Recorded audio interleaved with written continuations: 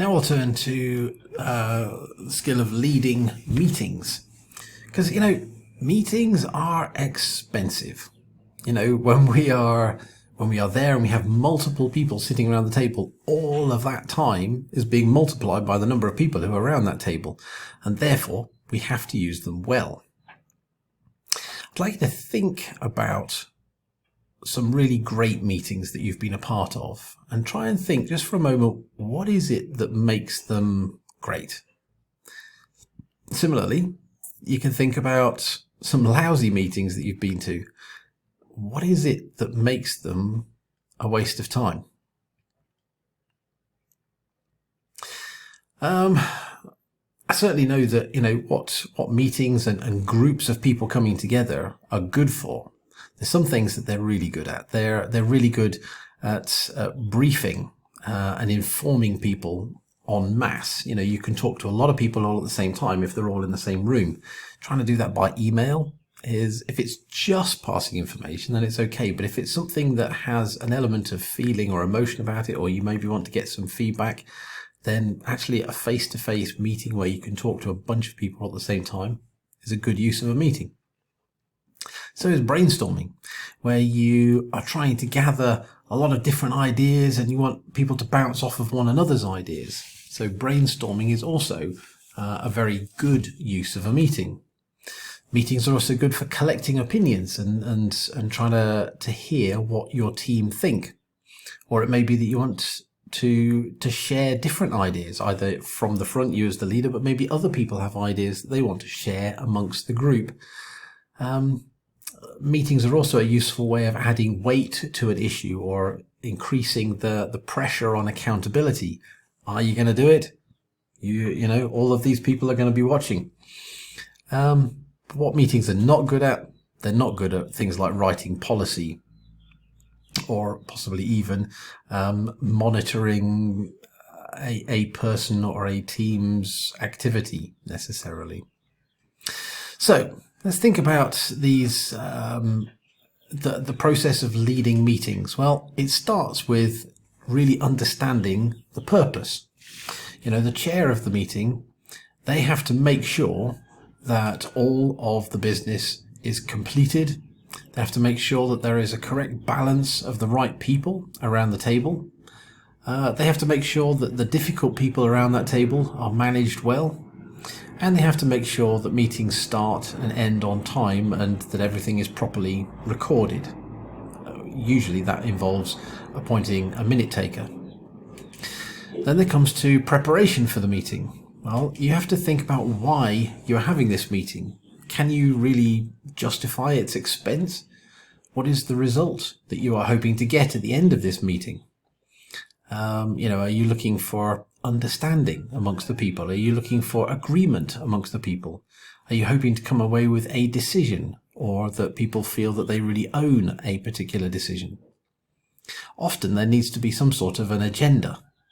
The plan for this meeting is going to be such and such. And you can, make sure that the agenda is then got timings running through it so that people know how long we're planning to spend on these different on the different items that are in that agenda. I would suggest that often it would be good if meetings could be limited to only 45 minutes, because otherwise people start dozing off. Our energy levels are not high enough. If it needs to be more than 45 minutes, maybe have a break. Have a 5-minute break after 45 minutes and then come back and go further. And try to make sure there's a good mixture of items. Some light, creative items as well as some of the heavy, difficult items. And then you try and put them into an order so that you're using different parts of the brain and different emotions are kicking off. At the start of the meeting, before people can really open up, they need to feel that they're welcome, that they feel valued, that they feel informed. So maybe it's good to introduce people into the meeting appropriately and be really explicit about what is the purpose of today's meeting, so that people know why they have come and how they are supposed to contribute. Maybe it's necessary for the chairperson to sort of agree some rules of how things are going to run in this meeting. For example, are all of the questions going to come to the chair and the chairperson then distributes the questions out, or can people ask questions directly across the table? Can we or can't we interrupt? Is that something that you want to encourage or discourage? Should we stick to the agenda in the order that it's written, or can we jump around the different items as things come up? Are we allowing side conversations to happen? Are people allowed to take telephone calls? All these kind of things. When we don't articulate them, when we don't make them clear to the people who are in the room, then it just means that they don't know. And then there's a certain degree of uncertainty. Can we or can't we? And things will evolve. But actually, maybe it's better for the chairperson or the leader to take a lead on that and say, this is how I want this meeting to run. Because then actually, that might sound a little bit, somebody's being authoritarian there, but actually by giving that lead, people then have a much more confidence to know, okay, this is how it is. And maybe it might be a more productive time. And maybe you don't need to have to keep bashing people and reminding them about the rules every time. But sometimes having a conversation about those rules can be helpful. Okay, the meeting then happens and somebody has to chair the meeting, a chairperson. Their main job is about getting through the business. Introducing each of the different agenda items, which often would involve bringing a little bit of background knowledge. Why are we talking about this? Why is it important now? The chairman's job is then to make sure that we stick to the item. We don't get too distracted in other things, that we stick to the timings. And, it may be the chairman needs to say, excuse me, I'm going to give us just 5 more minutes on this point, and then we need to move on. That kind of thing, just to keep people on target, because otherwise we end up focusing on 1 or 2 things and then we miss the overall purpose of the meetings. And the chairman does have a role in trying to stop side conversations which are not helpfully taking the point forward. The chairman can also have a role in making sure that as decisions are made in the meeting, that those things are made really clear. Is this definitely what we are saying? Okay, agreed by this meeting. Now we move on to the next. Don't be afraid to speak up as the chair. You have a role to do, but equally don't dominate the meeting. You are there to facilitate the meeting, not to overpower it. Your job is to stand up for other people when they don't speak, or when they're going to be overruled by somebody else. But be careful as the chairperson that you don't end up being the dominating voice yourself. Another job of the chair is to make sure that everybody is involved. They should only be coming to the meeting because they're needed in that meeting. And so that you've got a different set of personalities around the table. And the chair sometimes is the person who has to make sure that those different voices are heard. So you may have to hold back those who are speaking too much, and encourage those who are being a little bit too quiet. If you need that person in the meeting, you need to hear their voice on these different things.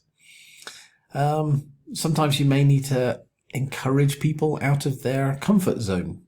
You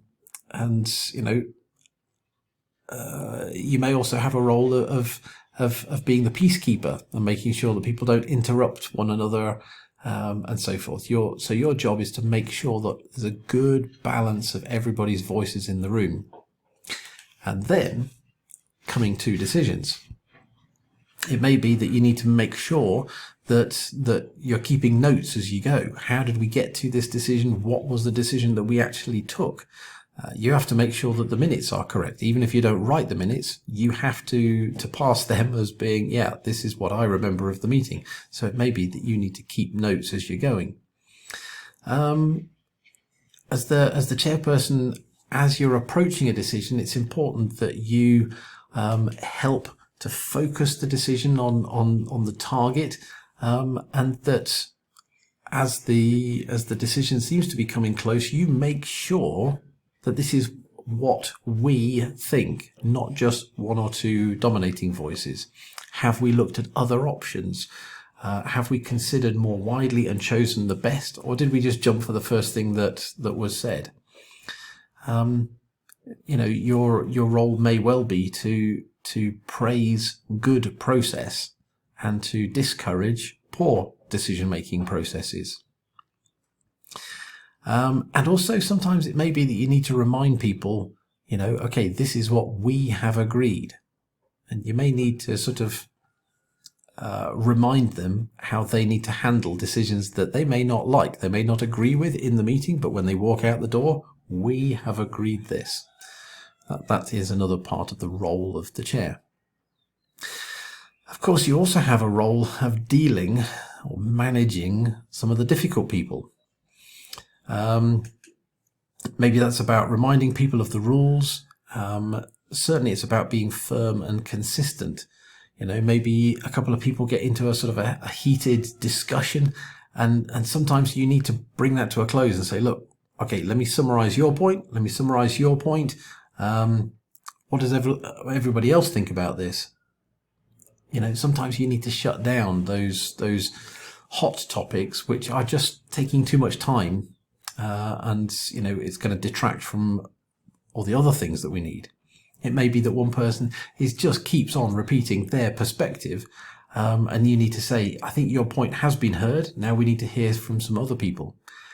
And if it really gets tricky, sometimes you need to call on the help of everybody else and say, look, okay, we've spent a lot of time on this particular issue.